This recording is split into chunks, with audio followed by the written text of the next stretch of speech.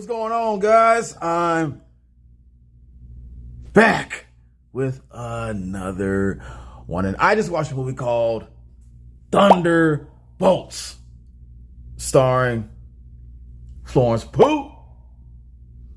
I always feel like I'm not saying her name right.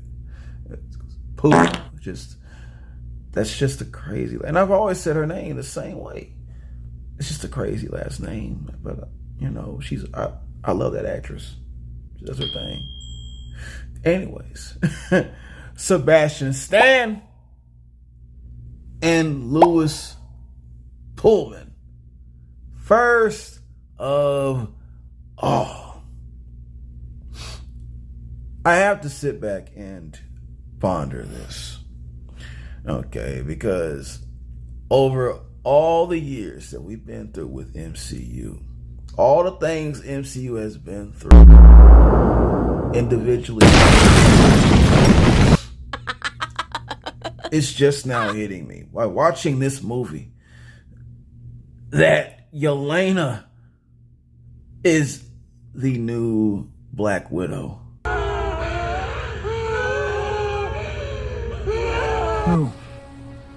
Yeah, pretty much. She pretty much is the new Black Widow. Now, I know that this is a no duh for a lot of people. Like, no duh. You do know that the other one has been dead for a long time now.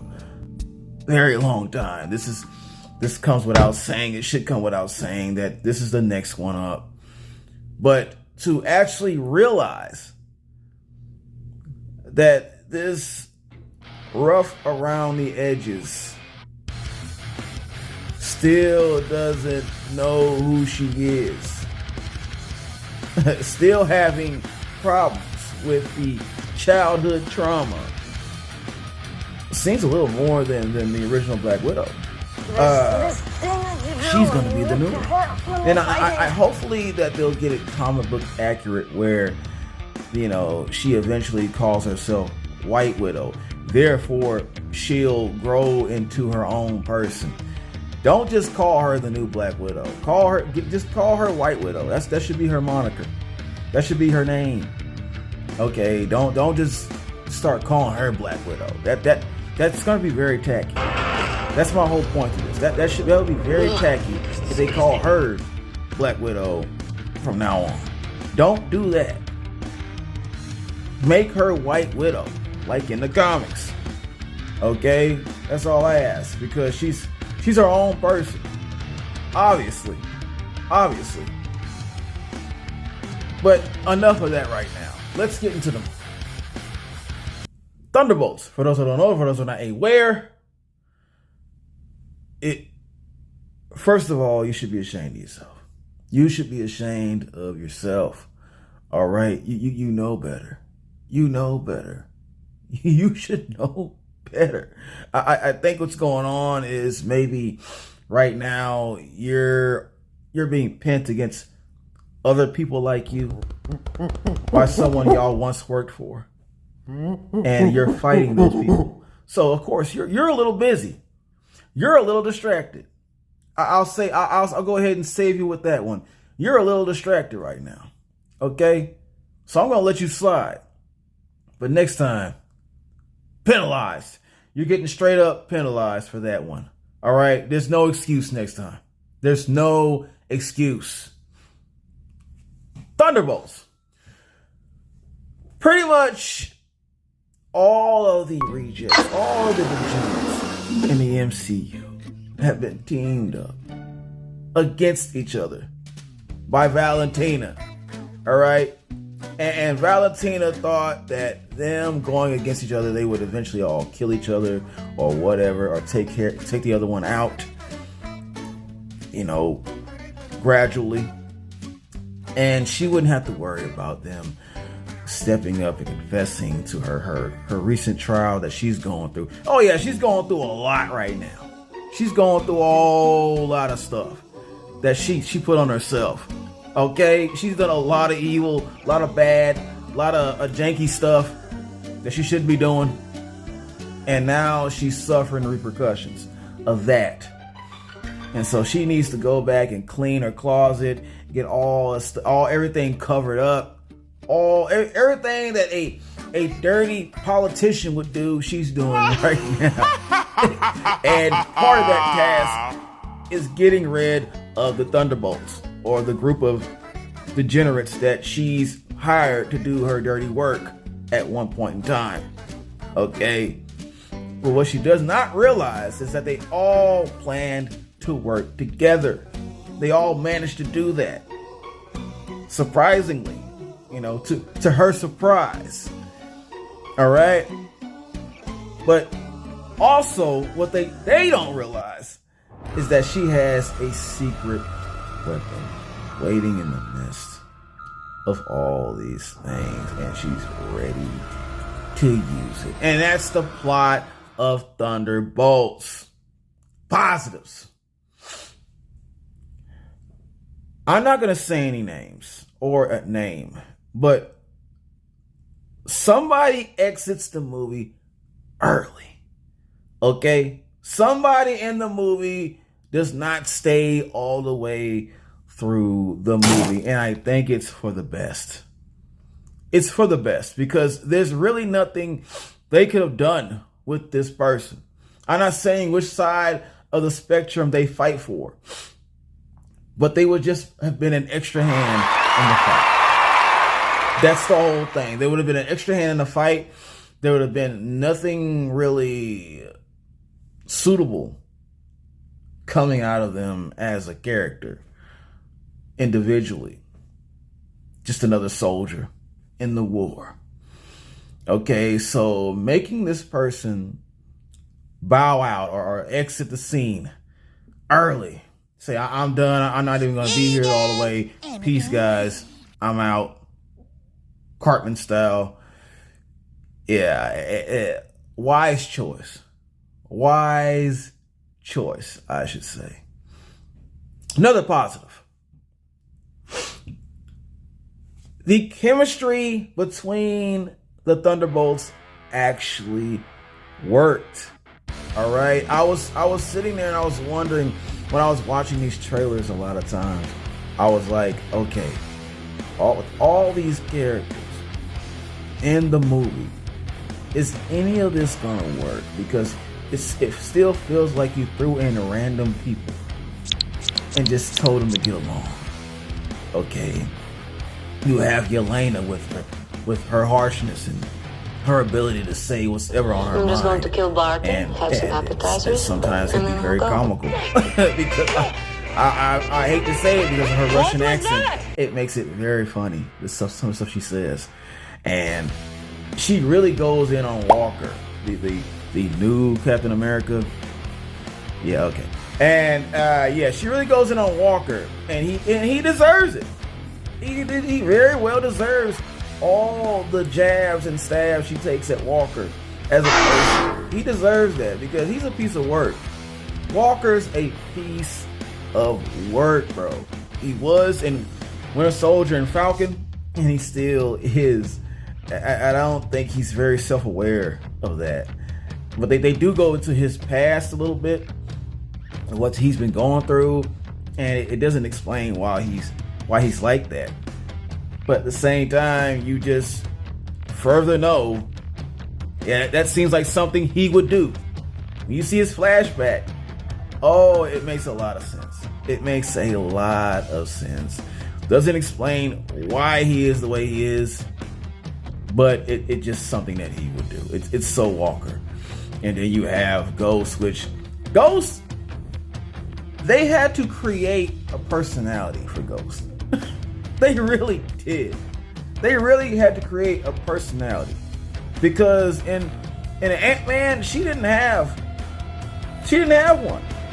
She really didn't say a lot. I forgot she had a British accent. Where did that come from? I don't know. I don't remember her talking. But now she's this mean, just very bad attitude having person who's always mad. And I think that's to combat Walker, because her and Walker get into it a lot. They don't really get along very well. at all. And that makes for good entertainment. It just makes for good entertainment at the end of the day. That's all it does. And I'm all for it. I'm glad they made that part work as well. And Taskmaster, of course, it works in this aspect because Taskmaster has all these characters to play with. What I mean by that is she can mimic their moves and all this to use it against them and against their enemies and so on and so on. So that actually does work out for Taskmaster, as you'll see in the movie. All right. And of course we got Winter Soldier, which I thought Winter Soldier would be more of a leader to the group. He kind of is, but at the same time, he doesn't do much else. So, but still, he's in there for a good reason, and he does work out in the end. Don't worry, he makes it work for his character. No problem with that. All right, so this team pretty much scales out. It weighs out to the right weight that it should be. All right, I'm with it. I'm all with that. I'm all with it. Another positive. They made the UP versus the OP also work in this movie, because I was wondering about that when I watched the trailers for this movie. I was wondering, okay, you have all of these underpowered heroes. I'm not saying that they're weak and they're pieces of crap, that they can't do anything. I'm just saying, compared to other heroes in the MCU and Avengers alone, they are considered weak. All right. But then you pit them against someone like the Sentry. You see him in the trailer. This is not a spoiler. You know who the villain is in the trailer. They show it 1,000 times. Okay. But if you just, man, the Sentry is very powerful compared to these people. But seeing the final product at hand, going to the movies and seeing this, and how they handle this villain in the movie, it actually makes a lot of sense. And there's something about the Sentry I'm going to get into a little later on pertaining to that. But for now, it's just the contrast between the two. It was interesting. It was interesting to have a villain this powerful against some subpar heroes. Okay, it wouldn't have worked the other way around. Like sure? Having a weak villain versus a super powerful. You know what? No. Let me take that back. Because there's been a lot of movies where the villain has been weak, physical wise, but in other aspects of that villain, they are very strong. They just can't fight. Like Lex Luthor, he's very smart and he's always got this maniacal plan that he's up to, and to get Superman and all this. So it can work that way too, but we're kind of more used to that dynamic than the other way around. So for them to do this, for them to take a chance and do something like this, oh yeah, it really worked out. It really worked out in the end, and I'm satisfied with the results of that. All right. Last positive. The Void is so terrifying. He is scary.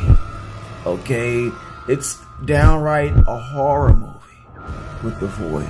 I didn't know this is going to be a thing from watching the trailer or seeing any kind of trailer they showed. It showed the dark shadow part of him, and I thought they were just trying to keep it a mystery. And in the movie, they're going to show the Void up close, and it's going to look normal. But he looks like that in the movie. He looks like this in the damn movie, and you can barely see his eyes. You can barely see the eyes when when he's talking and when he's threatening the team. And the way that he's talking is so creepy. It's such a subtle way for a villain to talk. It's insane. It's insane, man. It's eerie. It's very eerie. It's a very eerie approach to a villain. And I've also heard a lot of complaints about how, oh man, they really nerfed this character. Why is he so weak? No. That actually makes a lot of sense. Hear me out here. Hear me out. Why would he go full-fledged hardcore on such low-level heroes? Why would he even do that? He says in the movie he doesn't want to hurt these people. He doesn't want to hurt anybody. Because he knows he can go in easily. There's some things in the comic book, spoiler alert, there's some things in the comic book he does to stronger people, stronger characters that is just horrible. And it would have made no sense to do this to these people, this group. It would have made absolutely no sense at all, okay, for him to go that hard. So I understand why they nerfed this character. Okay, another point to this, okay, is that I feel like he's holding back. I feel like in the film, he's most definitely holding back. He can do a lot more than what he did. He played around with them. He played around with them in that last battle. He played with them like toys. He embarrassed them. And they knew he would embarrass them. They knew that was coming.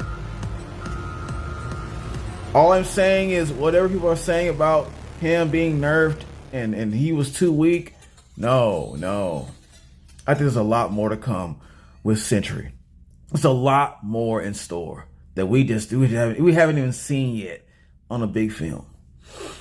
Negatives. I'm going to be probably not the first one to say this. I don't know. But Red Guardian is so irritating. He's very annoying. Now, at some points, it could be funny. His character can be very funny. Okay? Hilarious. But he tries too hard. He's trying too hard, I think, to get a laugh out of the audience. Okay, I just need Red Guardian to pull back a little bit. He's already not one of my favorite characters. That's one I forgot to mention in the character dynamic. But yeah, I mean, Yelena and Red Guardian already know each other. So what's the use of that? What was the use of that? Okay, he's kind of out of place to me in this team. He's out of place. He's very annoying and loud, and he doesn't know how to speak at a room level. You take my money. Somebody's right next to you. You don't have to yell everything you say. I don't like this character. Right now, I don't like him anymore. All right? It's not worth it. Switch him out. Get somebody else in there. Please. Please. Another positive. Negative. The unequal strength levels in this movie. And I'm actually talking about one specific scene in the movie where a big ass piece or slab of concrete falls down on one of the characters who's pretty much able to lift that up. Well, it was going to hit one of the civilians in the street, right? But somebody who's strong enough to hold it up was holding it up. I think that was Winter Soldier at first. And then someone else came in. And then somebody else came in. And then Yelena and Ghost came in, and I don't understand why they came in. They don't have any super strength. What are you doing? You're wasting time. That was such a dumb ass scene. That was a dumb scene. I hate to put it like that. It was stupid. Last negative. Why is it when you shoot a villain or a hero or anything that does not get hurt by bullets, why do you keep shooting? Stop shooting. Stop shooting!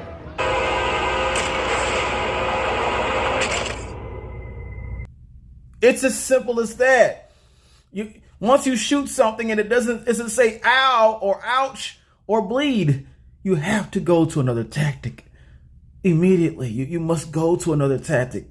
Switch up plans. Think of something else or run. But for this, I'm still giving this a hell yes. I think what saved this movie is the villain, is the approach of Sentry himself. How are they going to make this work out? And they actually made it work out. Press that like button. Subscribe. You better share.